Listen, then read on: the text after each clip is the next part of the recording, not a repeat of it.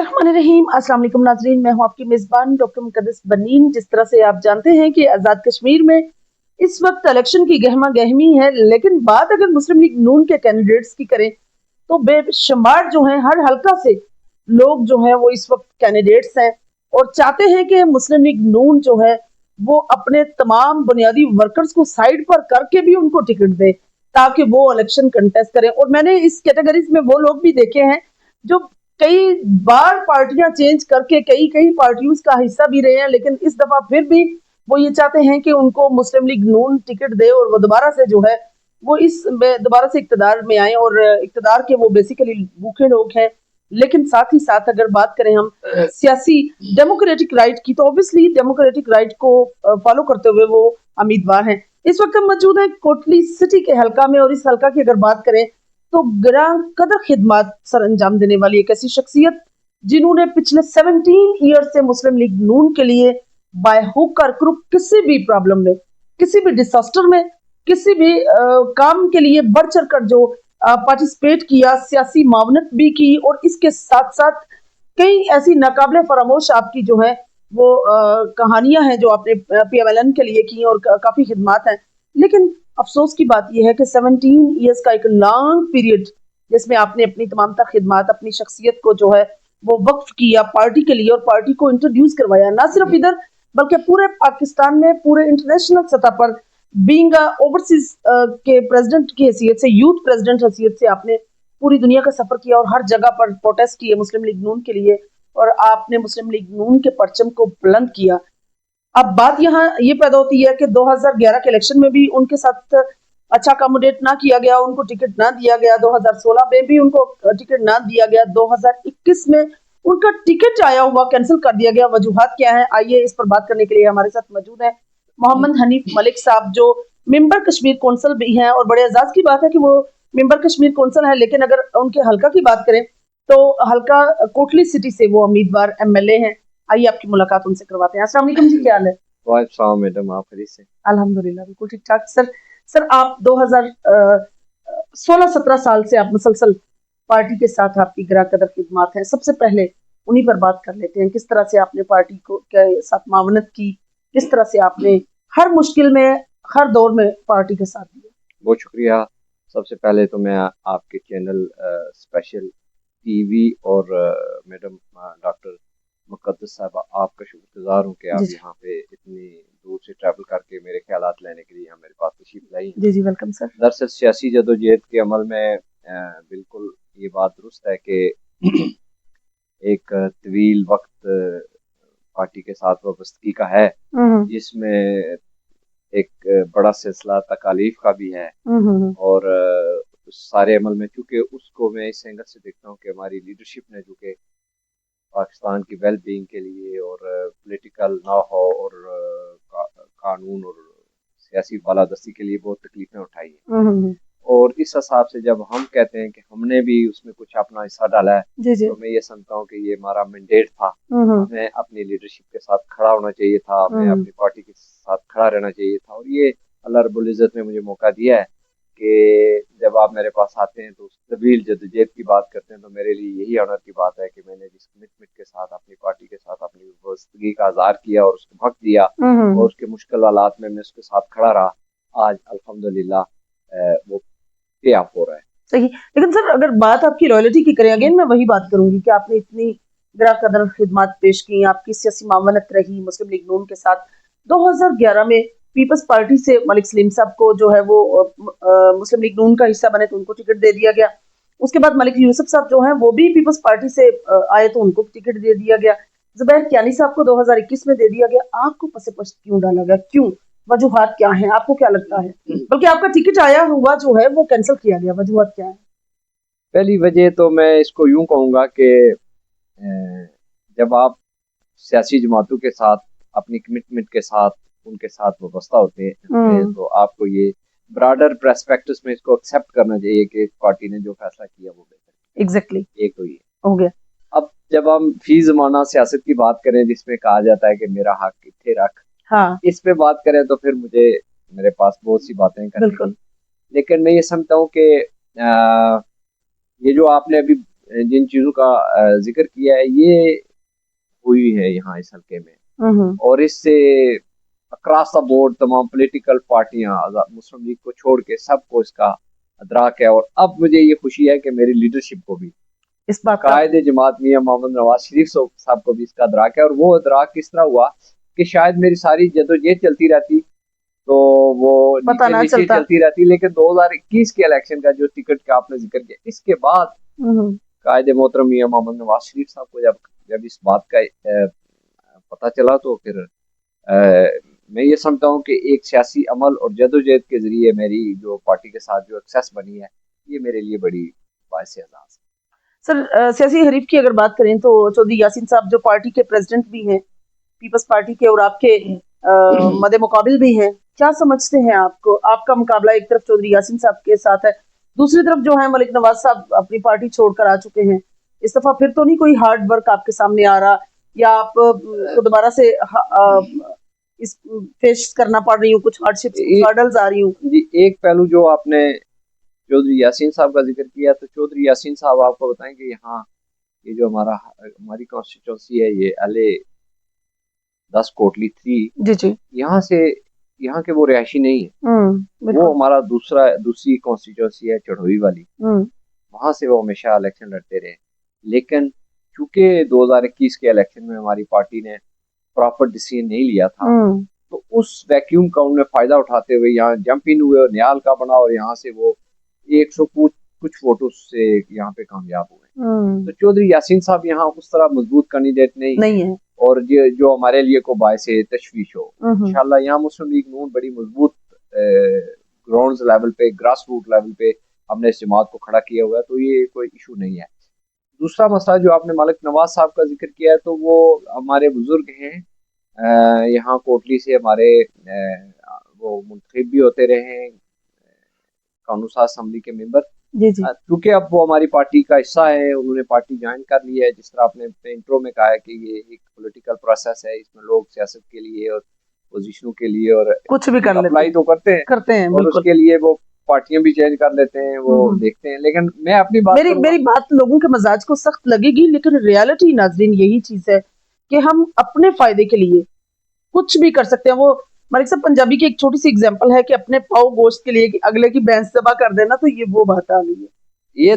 یہ تو صحیح آپ نے وہ تشریح کر دی ہے، لیکن اب میں اس کو یہاں تک رکھوں گا کہ چونکہ ابھی چند دنوں بعد ہمارے پارلیمانی ووٹ ہونا ہے، بالکل، اور 6-7 تاریخ کو قائد جماعت میاں محمد نواز شریف صاحب اور وزیر اعظم پاکستان مظفرآباد آ رہے ہیں، جس میں وہ انٹرویوز کریں گے، کینڈیڈیٹس کو سنیں گے، اس کے بعد وہ خود سے ہی اس کو دیکھیں گے کہ کون کس قابل ہے اور کس کو کہاں سے ہم نے الیکشن کے لیے میدان میں ڈالنا ہے۔ بالکل صحیح۔ تو میں تو اتنا سا کہوں گا کہ میں اس کا انتظار کروں۔ سر مسلم لیگ نون کی اس دفعہ کی جو پوزیشن ہے، LA10 کی بات کر لیتے ہیں، جس حلقہ سے آپ الیکشن کنٹیسٹ کریں، مختلف امیدوار ہیں، آلموسٹ 7 امیدوار ہیں جو اس وقت سامنے آ چکے ہیں۔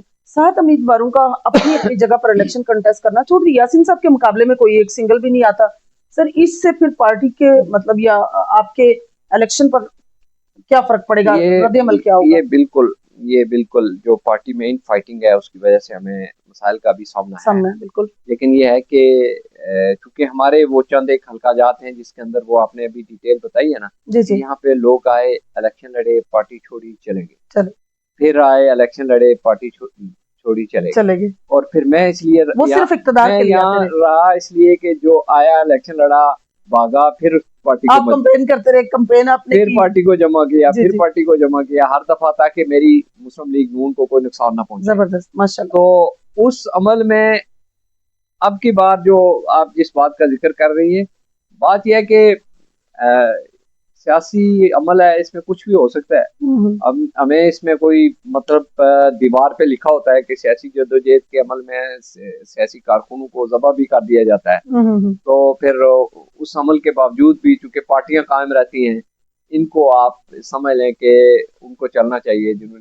جماعتوں نے ملک کے ساتھ وابستگی ہے، اور ہماری پارٹی تو ملک بنانے والی پارٹی ہے، اور ہماری پارٹی تو پھر میں جب یہ کہوں کہ ملک بچانے والی پارٹی بھی ہے، اس لیے کہ اس کو اٹامک پاور بنا کے ہم نے آج آپ نے دنیا میں دیکھا ہے، جی بالکل، کہ یہی وہ پارٹی ہے جو آپ کے ملک کو جس نے آپ کی نہ صرف جغرافیائی سرحدوں کی ضمانت دی ہے بلکہ آپ کے نظریاتی اور اساسی جو سرحدیں اس کے تحفظ بھی مسلم لیگ نون کے پلیٹ فارم سے ہی ممکن ہے. تو میں یہ سمجھتا ہوں چھوٹا بڑا غم جو ہمیں برداشت کرنا پڑا اس کے مقابلے میں کچھ بھی نہیں. اگر خدا نہ خواستہ ٹکٹ کے لیے آپ کے ساتھ پھر کوئی ناانصافی ہو جاتی ہے، انفارچونیٹلی اللہ نہ کرے ایسا ہو، اللہ کرے کہ اس دفعہ جو ہے پارٹی مکمل طور پر پاکستان کی قیادت بھی اور آزاد کشمیر کی قیادت بھی اس بات کو جو ہے وہ مد نظر رکھیں کہ کون بندہ جو ہے گراؤنڈ ریالٹی پر کام کر رہا ہے. اور میں سمجھتی ہوں کہ اگر ہم بات محمد حنیف ملک صاحب کی کریں تو ہی از ون آف دیم کہ جنہوں نے جب جب پارٹی پر کوئی پرابلم آئی انہوں نے اکٹھا کیا، یونٹی سسٹین کی، دوبارہ سے اس پودے کو پروان چڑھانے کی کوشش کی جو ہر وقت پانی نہ دینے کی وجہ سے یا کسی بھی اینگل سے خشک ہو جاتا رہا. خدا نہ خواستہ اگر پھر سر ایسا کچھ اللہ نہ کرے ہوا، کیا رد عمل ہوگا آپ کا؟ میں یہ سمجھتا ہوں کہ میری پارٹی کے ساتھ وابستگی قائد جماعت میاں محمد نواز شریف صاحب سے محبت اور ان کی جو سیاسی سوچ اور فکر ہے اس کے ساتھ اپنی ایک سوچ کے حوالے سے ایک وابستگی، اور اس کے ساتھ ساتھ یہ بات بھی بڑی کلیئر ہے کہ پارٹیوں کے ساتھ وابستگی کا تعلق ٹکٹ کے ساتھ یا کسی مفاد اور شاباش ستائش کے لیے نہیں ہوتا.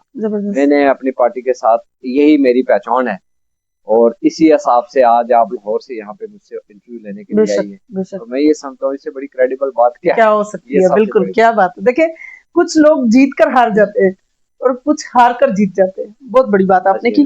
اچھا سر اب کر لیتے ہیں تھوڑے سے مسائل پر بات. کوٹلی میں ہمیشہ سے جو ہے ملک نواز صاحب ایم ایل اے منتخب ہوتے رہے، پچھلے 6-7 ٹینیور جو ہیں انہوں نے ون بھی کیا، اور پھر اس کے بعد ان کے اپنے خاندان کے جو ہیں وہ ہائر ایجوکیشن کے منسٹر آپ کے ملک فیملی سے وہ کیا خدمات جو ہیں وہ کرتے رہے یہ لوگ. اور ابھی شارٹ کمنگز کی بات کریں، مسائل کی بات کریں، ہرڈلز کی بات کریں تو کون کون سے مسائل ابھی بھی نظر آتے ہیں؟ دیکھیں آزاد کشمیر کی سیاست ہو یا آزاد کشمیر میں کوئی بھی شعبہ زندگی جی کوئی بھی عصر حاضر کے تقاضوں کے مطابق اپنا کردار ادا نہیں کر رہا. میں اس کیپیسٹی میں اگر یہ کہوں کہ صرف میں اگر اپنے ان لوگوں کو جن کا آپ نے ذکر کیا ان کو ٹارگٹ کر کے بات کروں تو یہ اس لیے مناسب نہیں ہوگا کہ ہم مقامی طور پر یا اجتماعی طور پر ایک انعطاف پذیر معاشرے سے متعلق ہے اور یہاں پہ ہم صرف مسائل کی نشاندہی کرتے ہیں، اس کے حل کے لیے اپنا کردار ادا نہیں کرتے. جی بالکل صحیح کہا. تو میں یہ سمجھتا ہوں کہ ان لوگوں نے اپنے حساب سے جو کچھ کام کیے ہوں گے یا جو کوئی ایفرٹس بنائی ہوں گی وہ اپنے وقت کے مطابق ان کے اکاؤنٹ میں تو ہوں گی.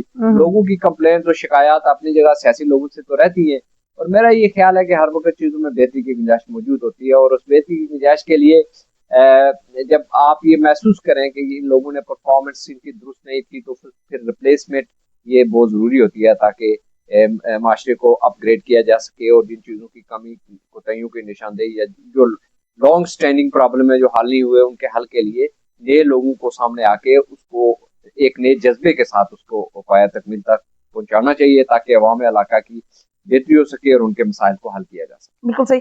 اوورسیز کے لیے جس طرح سے آپ یوتھ کے پریزیڈنٹ رہے ہیں اور ماشاءاللہ سے بڑی اچھی گرا کے اندر خدمات آپ کی رہی ہیں، کہاں کس کنٹری میں جانے کا اتفاق ہوا، کہاں آپ نے مسلم لیگ نون کا جو پرچم ہے بلند کیا، اور اس پر آپ نے جو ٹارگٹ محترمہ مریم نواز صاحبہ کو دیا وہی ٹارگٹ اچیو کر کے آپ نے میاں نواز شریف صاحب کو دیا، تو یہ بڑی اعزازیہ بات ہے آپ کی. یہ آپ نے وہ سامنے ایک پکچر لگی ہوئی ہے. جی آپ نے بھی یہ بات کی ہے. میں نے پوری دنیا کے اندر جی بالخصوص میں آپ کو اگر کہوں کہ انگلینڈ میں، یورپ پورے میں، ویسٹ یورپ میں، انگلینڈ میں، یو اے ای میں، سعودی عربیہ میں، ماشاءاللہ میں اپنے ذاتی خرچے کے اوپر جا کے آرگنائزیشن کرتا رہا اور میں نے وہاں جا کے تنظیمیں بنائی، اور اس کے بعد ان تنظیموں کا جو آؤٹ کم سامنے آیا وہ یہ کہ جب ہماری پارٹی مشکل حالات میں تھی اور یہاں محترمہ مریم نواز شریف صاحبہ اور کیپٹن صفدر صاحب اس پارٹی کی جو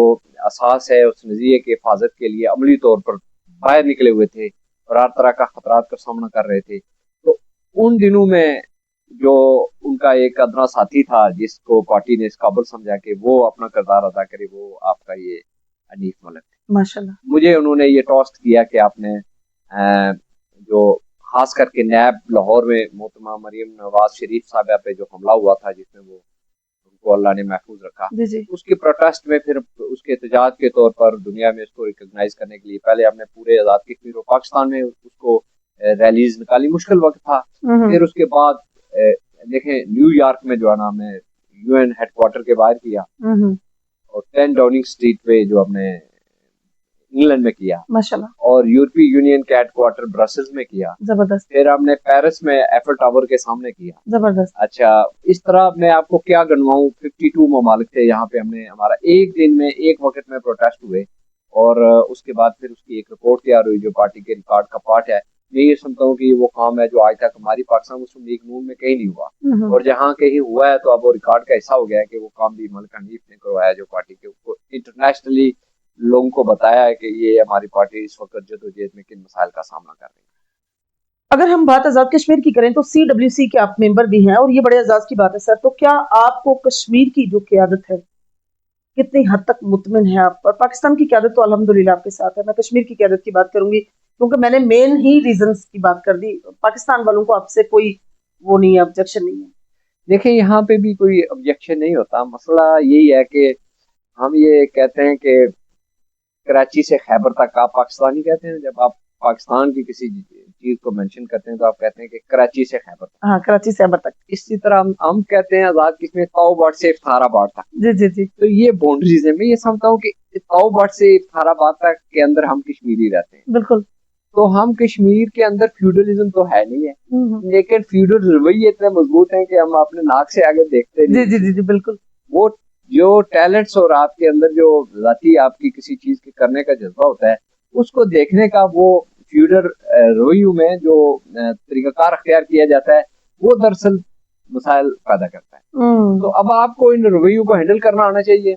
वही कहते हैं there is will where is way. जब आप एक मुस्तकिल मजाजी से चीजों को देखते हैं, आपको पता है क्या हो रहा है और चीजों से रास्ता कैसे निकलते हैं। कहते हैं कि वो जब पत्थर खड़ा होता है तो पीछे रेत खड़ी होती है। तो आपको ये चीजें देखनी पड़ती हैं कि मसाइल से, मुश्किलात सियासत में हो या किसी चीज में भी, ये इसी तरह के रवैयों का सामना होता है। उनसे निकलने के लिए आपको अपने तरीकेकार से रास्ता बनाना पड़ता है। इसलिए कि यहाँ पॉलिटिक्स में तो कभी आपको कोई रास्ता बना के नहीं देता, और कोई हरफे आखिर नहीं होता, और हरफे आखिर भी कोई नहीं होता। हाँ। बिल्कुल। मैनिफेस्टो की सर बात करें तो क्या स्पेशल आप लेकर आए हैं हल्का के लिए? क्या प्लान है आपका? अवाम नास के लिए आप क्या करना चाहते हैं? देखिए, एक मैनिफेस्टो तो वो है जो हमारी पार्टी इलेक्शन के लिए। जी जी। एक ये है कि लोकल हम लोग जो यहाँ से इलेक्शन के उम्मीदवार हैं, हम अपने पब्लिक को क्या देंगे। हम जाहिर है पब्लिक की उन्हीं सेंटिमेंट और उन्हीं मसाइल को हल करने की कोशिश करेंगे जो हल्के के अंदर मौजूद हैं। कोटली के अंदर हमारे 3-4 बड़े मसले हैं।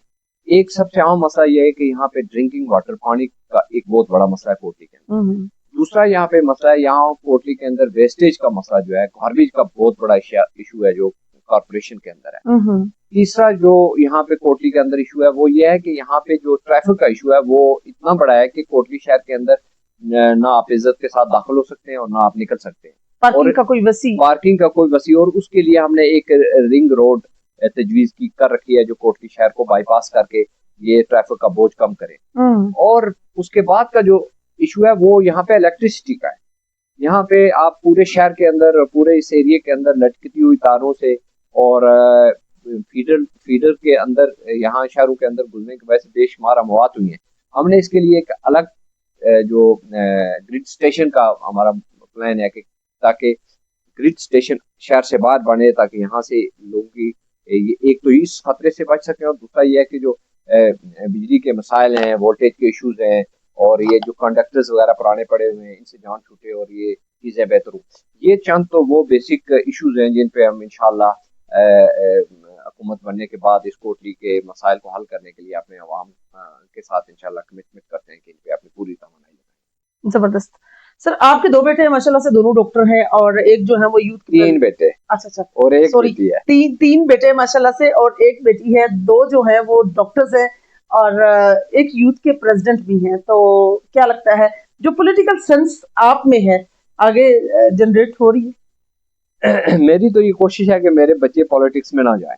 जिस तरह हर एक बंदे की, जिस तरह आप एक एंकर पर्सन, मैं कहूंगी कि मेरे बच्चे एंकर आप समझती हैं कि आई कैन अंडरस्टैंड एवरीथिंग। इसीलिए मैं ये चाहता हूं कि मेरे बच्चे अपने, मेरे जो बेटा छोटा है वो अभी मेडिकल कॉलेज में है जो सबसे आखिर में है। तो उसके बाद जो मेरे बच्चे हैं वो एक तो हाउस कर रहा है और एक अल-शिफा इंटरनेशनल वहाँ पिम्स में है। बेटी भी मेरी डॉक्टर है। जबरदस्त। तो मेरी तो कोशिश यही है कि ये अपने फील्ड में काम करें, یا پھر میری ایک ہے کہ یہ سول سروسز میں جائیں, کمپیٹیٹیو ایگزام میں جائیں, وہاں کمپٹیشن کریں جائیں. اور ہے, لیکن بات یہ ہے کہ اب آپ کسی کے اندر کے انہیرٹ ٹیلنٹ کو کس طرح روک سکتے ہیں؟ جب تک ہم اپنی خواہش کہتے ہیں کہ جس طرح جو چیزیں بلڈ لائن میں آ رہی ہے وہ کیسے, مطلب جواہر لال نہرو کی وہ بات تھی کہ اس کا وہ بار بار جب باہر سے پڑھ کے واپس آئے تو اپنے بیٹا کہ میں یہ کرنا چاہ رہا ہوں, نے کہا نہیں یہ کام آپ نہیں کر سکتے. جب وہ بہت زیادہ تنگ ہوا تو انہوں نے ایسا کیا کہ ان کی الماری سے سارے کپڑے اتار کے کھدڑ کا سوٹ اور سلیپر لگا دیے. تو وہ جب آئے تو انہوں نے دیکھا تو انہوں نے کہا یہ کیا؟ انہوں نے کہا کہ اگر آپ کے اندر یہ شوق ہے تو پھر یہ ٹائی کوٹ چھوڑنا پڑیں گے, یہ کپڑے پہنو کھدڑ کے, پاؤں میں یہ کھیڑی لگاؤ, اور یہ سیاست کے تقاضے ہیں, یہ پورے کرو, پبلک میں جاؤ اور یہ تمام کپڑے میلے کرو, اپنی ساری چیزیں چھوڑو, تب جا کے کہیں آپ کے اندر کی میں جو ہے اس کو ختم کر, تب جا کے آپ اس کام کے لیے آئے لوں گے. تو میں تو ان کو یہ کہتا ہوں کہ آپ یہ کام کریں. وہ میرے بیٹے الحمدللہ یہ کام کر رہے ہیں کیونکہ وہ ہیلتھ سے متعلق لوگوں کی خدمات کر رہے ہیں, جو بہت نوبل کام ہے. ایگزیکٹلی, ماشاءاللہ سے بہرحال آگے 4 بچے چاروں ڈاکٹر ماشاءاللہ سے, بس وہ اللہ تعالیٰ الحمدللہ. یہ سب سے بڑا اعزازی ہے سر.